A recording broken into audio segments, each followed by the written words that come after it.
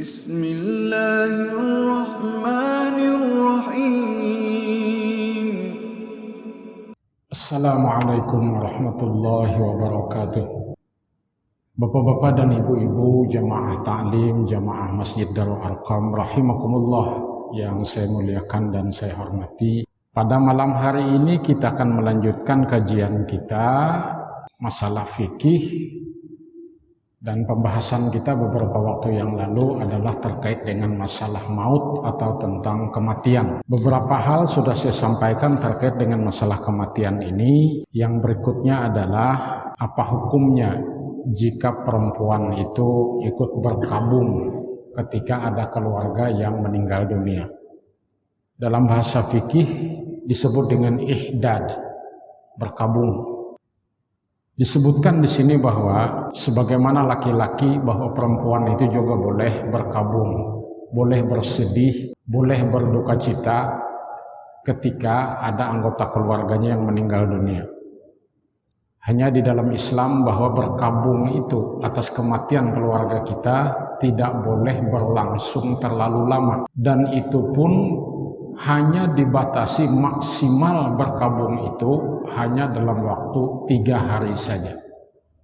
Syukur-syukur sehari sudah selesai berkabungnya. Kan ada orang yang meninggal dunia lalu keluarganya itu berbulan-bulan mengurung diri di rumah, tidak berkomunikasi dengan orang lain, tidak bergaul, sebagai simbol bahwa dia telah berkabung. Nah, ini juga tidak dibenarkan. Bahwa berkabung itu paling lama adalah 3 hari, kecuali bagi wanita yang ditinggal mati oleh suaminya.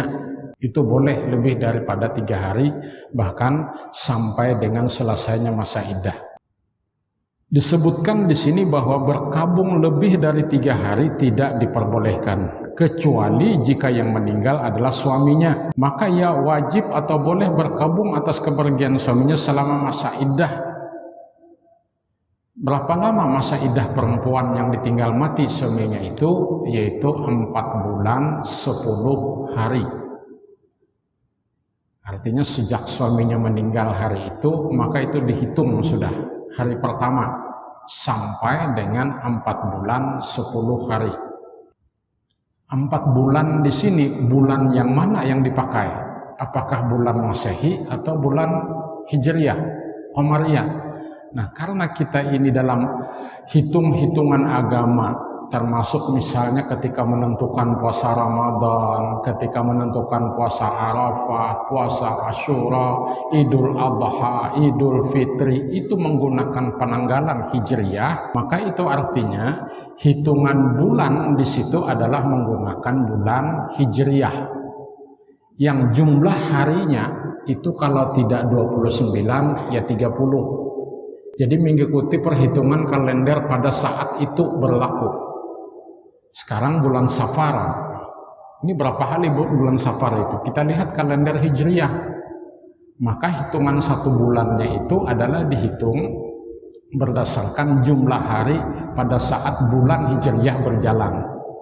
Nah, sehingga 4 bulan itu pun ya berarti adalah 4 bulan tahun Hijriyah. Jadi bukan tahun Masehi, karena tahun Masehi itu jumlah harinya itu kan kalau tidak 30, 31. Kecuali bulan Februari. Bulan Februari itu kalau tidak 28 ya 29. Tahun 2024 nanti, tahun depan itu Februarinya itu sampai tanggal 29. Tapi tahun 2023 Februari itu hanya sampai tanggal 28, karena 2023 itu bukan tahun kabisat, bukan tahun yang habis dibagi 4, maka jumlah hari dalam bulan Februarinya adalah 28 hari.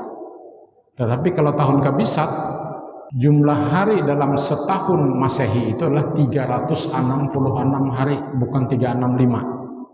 Kalau 2023 ini kan 365 hari jumlah harinya, tahun Masehi. Tapi tahun depan 2024 itu jumlah harinya dalam setahun lah 366. Jadi seharinya itu ditambahkan ke bulan Februari. Nah, hitungan wanita yang masa idah tadi 4 bulan 10 hari ketika suaminya meninggal itu dihitung berdasarkan kalender Hijriyah. Sama kalau kita membayar zakat gitu. Jadi kalau memang kita dari dulu membayar zakat harta itu bulan Ramadan, maka ketemu Ramadan berikutnya itu artinya sudah 1 tahun. 354 hari tahun Hijriyah itu jumlah harinya. Nah, hal ini tadi yang sebagaimana saya sampaikan didasarkan kepada hadis Rasulullah sallallahu alaihi wasallam diriwayatkan oleh Ummu Atiyah. Nabi sallallahu alaihi wasallam bersabda, "La tuhiddul mar'ah fawqa thalathin illa ala zaujin fa innaha tuhiddu alaihi arba'ata ashhurin wa ashra wa la talbasu thawban masbughan illa thawba usbin wa la taqtahilu wa la tamassu tiba wa la tahtadibu wa la tamtashitu illa idza taharat tamussu nubdatam min qustin au azfarin." Artinya janganlah seseorang perempuan berkabung atas kematian seseorang lebih dari 3 hari kecuali yang meninggal adalah suaminya, maka ia berkabung selama 4 bulan dan 10 hari. Ia tidak boleh mengenakan pakaian yang berwarna kecuali pakaian asab, pakaian produksi Yaman. Nah, saya tidak pernah melihat juga ini. Maksudnya tidak berwarna itu jangan menggunakan pakaian yang mencolok. Apalagi pakaian itu warna-warni. Mencolok itu kan kayak warna merah, itu kan mencolok gitu ya. Nah, mungkin yang netral itu ya putih atau abu-abu atau pakaian hitam sebagai tanda berkabung. Walaupun tidak disebut dalam Islam itu kalau berkabung harus menggunakan pakaian hitam. Itu kan tradisi kita di Indonesia saja. Kemudian pada saat masa idah itu pun seorang perempuan tadi dia tidak boleh bercelak, tidak boleh memakai parfum, tidak boleh menghiasi kuku, dan tidak boleh merias rambut kecuali ketika bersuci dari haid. Maka ia boleh memakai wewangian kisit atau azfar untuk menghilangkan bau tidak sedap. Kira-kira zaman sekarang adalah seorang istri yang ditinggal suami itu yang mengikuti hadis ini. Bahkan mohon maaf kadang-kadang limbah laki meninggal pindah berhimat badan, dan apalagi ada media sosial sekarang ini, selfie sana selfie sini, jepret sana jepret sini. Ketika suami masih hidup biasa-biasa aja alis matanya. Ketika suami baru meninggal itu bahasa kami kalau bahasa Banjar itu mengumpang parang, tahu lah mengumpang parang itulah. Ini kalau orang bukan orang Banjar nggak ngerti ini. Parang itu pisau, Pak.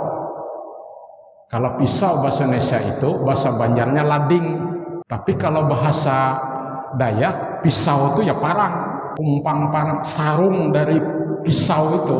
Nah, kan begini. Jadi kalau melukis alis mata atau kayak begitu, maka ujar orang Banjar alis mata mengumpang parang, tebal lagi. Nah, itu ketika seorang wanita sedang berkabung, apalagi tadi ketika ditinggal suaminya meninggal dunia, maka selama 4 bulan 10 hari pada masa idah itu dia tidak boleh bercelak itu ya bercalak gitu, pokoknya menghias-hias diri itulah. Nah, memakai parfum pun tidak boleh kecuali dia baru selesai haid kemudian mandi, maka untuk menghilangkan bau-bau yang kurang sedap, aroma yang kurang enak di badannya boleh ditutupi dengan parfum. Intinya kalau menurut saya pribadi ini bukan berarti tidak boleh sama sekali wanita itu berhias, bersolek ketika masa idah itu boleh, tetapi dengan maksud jangan berlebihan.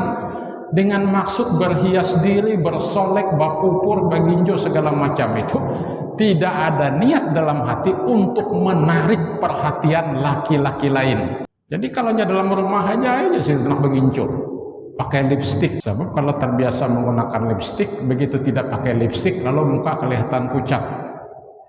Nah, bahkan di sini menghiasi kuku juga tidak boleh. Jadi maksud berkabung di sini adalah tidak bersolek dan tidak berhias diri dengan perhiasan, celak, sutra, parfum, pewarna kuku dan sebagainya. Cuma kalau ibu-ibu lebih kepengen amannya, ikuti saja hadis ini. Bagi seorang istri tadi yang ditinggal mati oleh suaminya, sebaiknya jangan berhias diri, jangan bersolek yang sampai melampaui batas. Kemudian yang berikutnya terkait dengan masalah kematian ini, bagaimana hukumnya menyediakan makanan untuk keluarga mayat.